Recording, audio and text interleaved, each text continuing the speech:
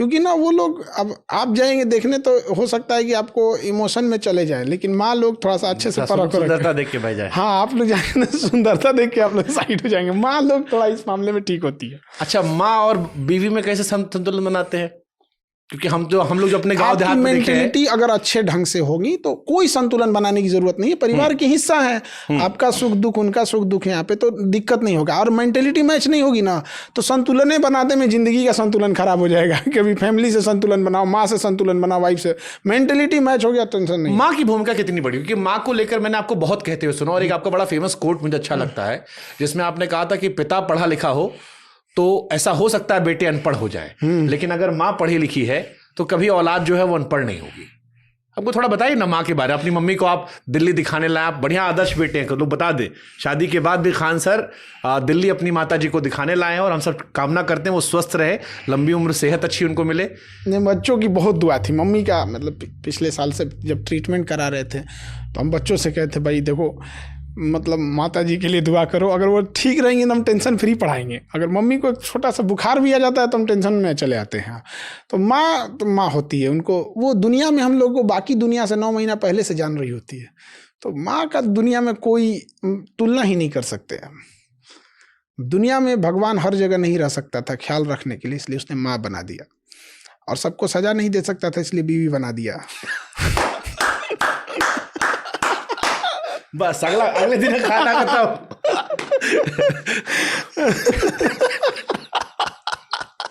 ये नहीं कटेगा और ये भाभी तक स्पेशली टैग होके पहुंचेगा। नहीं, हम लोग का भी कोई झगड़ा उगड़ा नहीं हुआ है। दूसरों के इतने झगड़ा सुलझाए हैं ना। कोई बात नहीं, लो बीपी हो तो बीवी के पास चले जाओ, हाई बीपी हो जाता है। हाँ। तो लो बीपी आपका चल रहा है, जाओ भी घरे, ये क्लिप पहुंचने दो। वो पढ़ाई के दौरान हम लोग ऐसे बोल देते थे बच्चों को समझ में आने के लिए, लो बीपी हाई बीपी सब चीज़ों के लिए। बच्चों को समझाने के लिए बहुत पापड़ बेलना पड़ता है, तब जाके उनको समझ में आता है कि खान सर पढ़ाते हैं तो समझ में आ जाता है। तो दुनिया ने कामयाबी देखी है, पाँव के छाले नहीं देखे। मैंने अवध ओझा सर का पॉडकास्ट किया था, तो मैंने उनसे एक सवाल पूछा था कि विकास सर या खान सर, तो उन्होंने कहा खान सर। मैंने पूछा क्यों, तो उन्होंने कहा खान सर की खूबी ये है कि एक रिक्शे वाला जो है उसको भी वो समझ में आते हैं। शिक्षा आपको कितनी आती है, उन्होंने कहा वो भी बहुत अच्छी टीचर है, बट वो पर्सनली आपको एडमायर कर रहे थे इस बात को लेकर कि वो व्यक्ति जो अशिक्षित भी है, खान सर उसे भी समझा ले जाते हैं। ये जब से आपने पढ़ाना शुरू किया तब से ऐसे ही था, या ये आपने डेवलप किया, क्या रहा इसका प्रोसेस? हम लोग देखिए, पढ़ाना तो हम लोग को था ही नहीं है। मतलब हम आज भी कहते हैं, आपके पॉडकास्ट पे भी कहते हैं कि हम पढ़ाने में हमको कोई इंटरेस्ट नहीं है, हम पढ़ाना ही नहीं चाहते हैं। महाराज हम सच बता रहे हैं, दिल टूट जाएगा। अगर कोई डूबता हुआ रहता और कहता मुझे इंटरेस्ट नहीं, तो लोग कह सकते थे कि भैया ये बहाना कर रहा है। सही बात। हमारा दुनिया का सबसे बड़ा एजुकेशन चैनल है, बावजूद हम कहते हैं कि हमको पढ़ाने में, हम पढ़ाते हैं बच्चों का मुंह देख के कि वो गरीब बच्चे हैं, फिर उनके लिए कोई नहीं लड़ेगा। मेरे लिए वो, हम उनका चेहरा देख लेते हैं ना कि इनके पास, बेचारों के पास 2-4 ठो कपड़ा लेके आते हैं, सब पूरा स्टूडेंट लाइफ खत्म कर देते हैं वहाँ पे। आज भी बच्चों के पास ना तकिया नहीं रहता तो हथवा मोड़ के लगाते हैं सब, तो इनसे गद्दावार मोड़ लेते हैं सब। यहाँ पे सुबह का नाश्ता नहीं बनाए, मतलब 2 टाइम खा के रहेगा बढ़िया एकदम उसी टाइम में। हम उनका मुँह देख के पढ़ाना पड़ता है। एक तो गरीब है, दूसरा कि अगर हम ये सोचते हैं कि हम जिस तकलीफ से देखें, हम लोग को टीचर लोग पढ़ाते थे, ऐसा की लगता था डर लगेगा हम, अरे बाप रे अब का बोल देंगे, अब का बोल देंगे, मुंडिया नीचे रखते थे कहीं हमसे मत पूछते हैं ऐसे, अरे बाप, हालत खराब हो जाता था। क्या मतलब पढ़ाई को एकदम दर्दनाक बना के रख दिए थे लोग। तो हमें कई बार डाउट हो जाता था, तो हम पूछने जाते थे ना तो और रद्द कर देते थे लोग। मतलब तनी सा डाउट रहता था, पूछने जाते थे तो ढेर डाउट हो जाता था। हम कहते झूठे कोई टाइम वो खराब हुआ।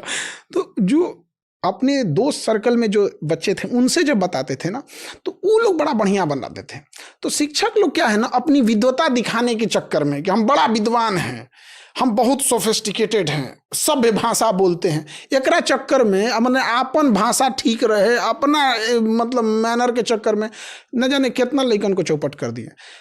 जब हमारा आर्मी में रिजेक्ट हुए हम एनडीए में, तो हम कहें क्या करेंगे, तो जब यहाँ है तो हम कहें कि ना ये नहीं होगा। लोग हमें भले कहें कि इनकी भाषा गंवारों वाली है, इनकी भाषा गाँव की है, ये कुछ, ये लोग भले कहेंगे जो जर रहे हैं, लेकिन जो पढ़ रहा है वो कहेगा ना भाई इस सीधे धाए तो खोपड़िए में बुझा जाता है, हमको एकदम सीधे डायरेक्टे समझ में आता है कि कहना क्या चाह रहे हैं। तो मेरा बस यही उद्देश्य रहता है। अब हम कई बार देखते हैं, हम बच्चों को ये नहीं कहते हैं कि अपना लेवल उठाओ, क्योंकि बच्चों की संख्या करोड़ों में है, उतना लेवल उठाने की क्या जरूरत है? हम खुद से कहते हैं अपना लेवल डाउन करो, साथ ले चलते हैं इनको। यहाँ पे कैसे छूट जाएंगे? यहाँ पर अंतिम बेंच का बच्चा नहीं कह सकता सर हमको समझ में नहीं आया।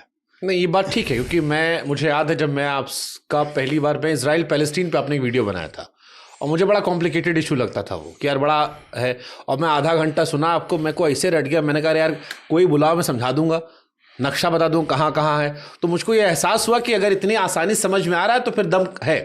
लेकिन शुरुआत कहाँ से हुई थी सर आपकी? थोड़ा बताओ ना अपने बारे में, कौन है खान सर, पीछे थोड़ा बताओ, कैसे आप क्या पढ़े, क्या लिखे, कैसे आपने एजुकेशन फील्ड में आए, यहाँ पर पढ़ाने आए, थोड़ा सा कुछ तो बताइए। हम लोग का ऐसा कोई एजुकेशन बैकग्राउंड नहीं था। क्लास 8 में जब हम पढ़ते थे, कैसे पढ़ने लिखने कैसे थे बचपन में आप? ठीक ठाक नहीं थे। 40 लेकिन के स्कूल में 37 नंबर पे आते थे हम। काहे के लिए मास्टर लोग ऐसा पढ़ाता था, लेकिन मत पूछिए। यहाँ पे हमको डरे 5 क्लास 5-6 का जो टॉपिक होगा ना, वो भी हमको एक दूगो याद है अभी तक। डरे मास्टर लोग के पिटैला के डरे याद कर लिए, तो बुझे भी नहीं किया क्या पढ़े हम आप।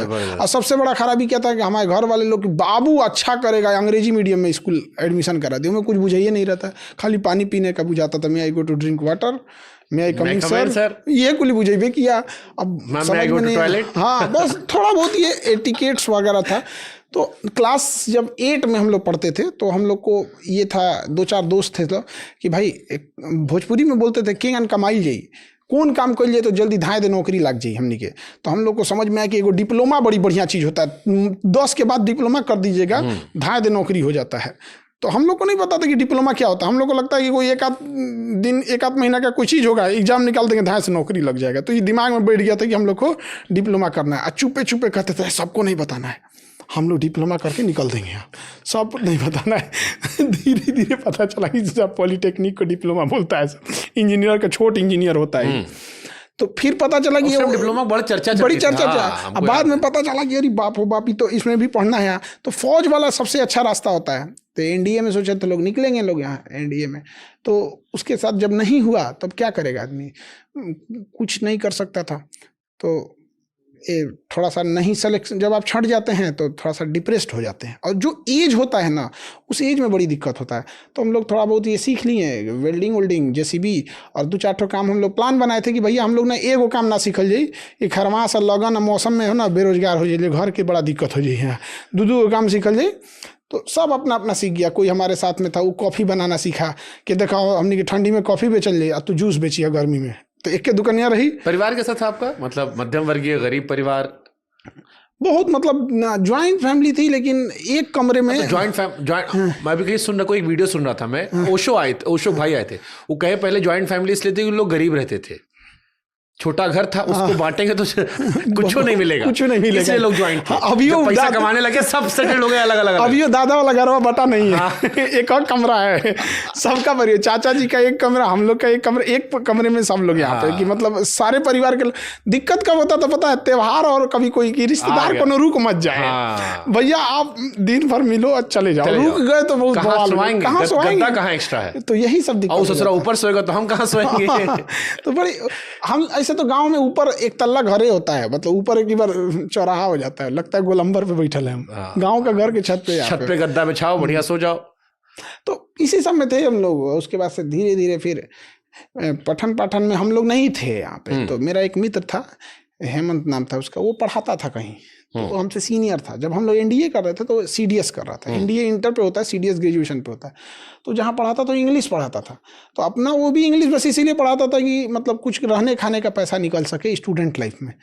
तो वो जहाँ पढ़ाता था वहाँ पर जीएस का टीचर भाग गया। अब पता नहीं क्या हुआ, डिस्प्यूट हो गया, भाग गया। तो पता चला काहे भाग गया, तो भैया एक बहुत अच्छे वहाँ जीएस के टीचर थे, उनका नौकरी लग गया तो वो चले गए, उसके जगह ये आया तो ये भाग गए। बहुत झमेला हुआ। तो वही हमको कहा कि भाई चलना, तनी मनी पढ़ा दोगे तो हो जाएगा।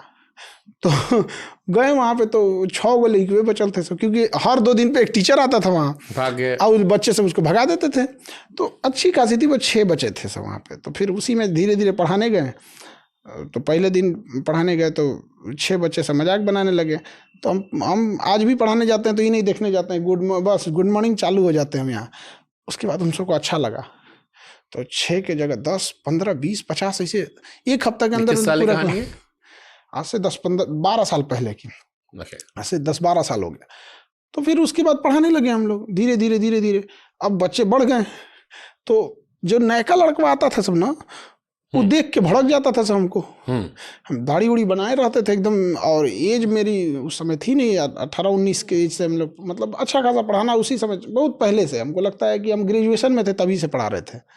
अब ग्रेजुएशन में ना उतना दाढ़ी मोछ नहीं आया रहता बढ़िया से, और आदमी लगता नहीं है कि मास्टर है। ग्रेजुएशन में आदमी ऐसे नहीं लगता कि मास्टर। हाँ, मतलब नया लौंडा लग रहा है। हाँ, अब लड़कों सबको देखते थे तो मास्टर जी की छवि अलग होती थी। तो पहले क्या होता, नया बैच होता था ना, तो हम पहले नहीं जाते थे, सारे बच्चे बैठ जाते थे, तब जाते थे यहाँ पे, तुरंत पढ़ाना चालू। हम सोचते थे कि ना पहले इनसे नहीं पूछेंगे कुछ, पहले एगो टॉपिक पढ़ा देंगे तो पूछबे नहीं करेगा सबकी कैसन है कैसन नहीं तो जहाँ ऐसे पूछ दिए कि कैसे हो तो ये सब हल्ला करने लगेगा सब।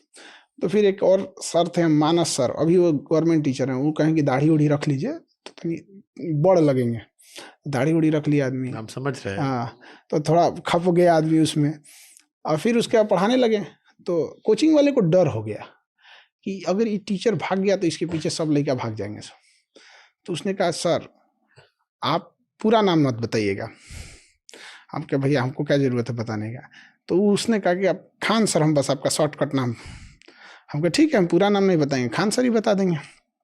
और उसके बाद खान सर हो गया यहाँ पे। वो कोचिंग वाला बड़ी मन बढ़ था। यहीं से अमर अकबर एंथोनी की शुरुआत हुई थी। हाँ, वहीं से हो गया। जिसके बाद आप आज तक कैरी कर रहे हैं। हाँ, कि भाई आप खाली खान सर। उसके बाद कोचिंग वाला बड़ी मन बढ़ था, लेकिन सबसे फीस लेता था ज्यादा, हमको आखड़ जाता था, हमसे कहता था कम में पढ़ाइए जल्दी खत्म हो जाएगा। मगर जल्दी खत्म होने के चक्कर में उड़ा नहीं ना दे टॉपिक उनसों का, बढ़िया पढ़ाएंगे तो समय लगता है। तो कहता नहीं जल्दी खत्म कीजिए, नया बच्चा आएगा, पैसा आएगा। हमारा दिमाग खराब होते होते एकदम दिक्कत हो गया यहाँ पे। फिर उसको छोड़ दिए कोचिंग, फिर दूसरी जगह गए। वो भी शुरू में ठीक ठाक था। इसे पटना में था कहीं और चला था? पटने में इधर उधर था बहुत। तो फिर वहाँ से भी शुरू में कुछ बच्चे लोग ईमानदारी का बोलते थे कि हम फीस कम लेंगे, ये करेंगे। फिर जब बचवा भर जाते थे सब, वो भी वही नौटंकी कर देता था। तो धीरे धीरे लास्टली अपना ही खोल दिए। तो यानी खान सर की शुरुआत यहाँ से हुई, और ये नाम की कहानी भी यहीं क्लियर हो गई कि भैया किस वजह से वो जीवन भर खान सर। अरे वो बहुत, उस पर भी सीबीआई वाला मंथन चलता था। एक कटप्पा ने बाहुबली काहे मारा और एक खान सर, तो इसे कहानी खत्म हो गई। आपने जो अपना कोचिंग इंस्टीट्यूट स्टार्ट किया, इसके पीछे क्या सोच रहे हो? कि आपके पढ़ाने का आपका मन नहीं था? आपने ग्रेजुएशन कहाँ से की है और क्या किया है? हम बीएससी किए हुए हैं, नॉर्मल स्कूल से किए हैं, ऐसा कोई बहुत बड़का वीआईपी नहीं, नॉर्मल है ग्रेजुएशन बीएससी। जैसे आप यूपीएससी पढ़ाई करते हो, यूपीएससी पढ़ाई अच्छी खासी वो होती है एकदम, लोग कहते हैं कि टफेस्ट एग्जाम है। तो फिर आपने इतना पढ़ाई कैसे किया बीच में? या आपने पढ़ा फिर बैठ के सारा? हाँ, पढ़ते, इंटरेस्ट आते रहता है तो आदमी पढ़ते रहता है। क्योंकि आपको पढ़ाने का मन था नहीं। हाँ, बीएससी आपकी नॉर्मल ग्रेजुएशन की, लेकिन आपका पढ़ा लड़का अब देश दुनिया में बड़ा बड़ा नौकरी कर रहा है। हाँ, तो ये हमको ये समझ नहीं आ रहा कि